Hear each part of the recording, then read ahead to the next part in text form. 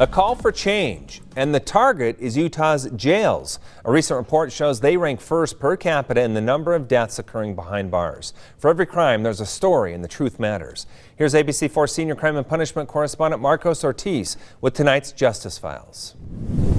A Salt Lake attorney and families of people who have died while in jail want better medical treatment for inmates. But those in charge say those changes have already been made.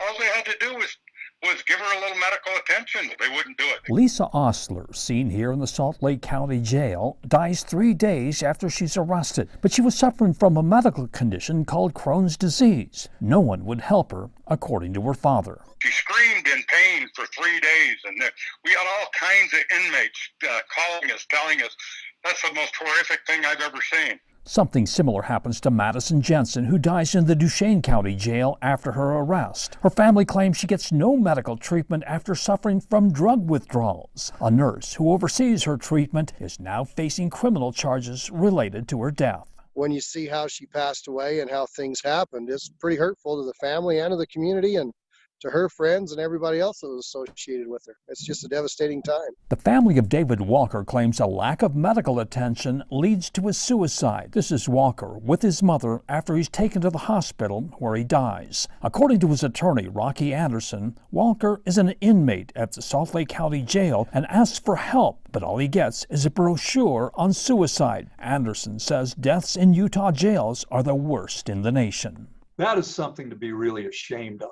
That's a total failure on the part of our policymakers, our legislators. In 2016, Anderson represents the Ostler family who sues the county jail. They settle for nearly $1 million, but the family claims they never asked for money. In our lawsuit, the first several offers that we went forward with had no money attached to it.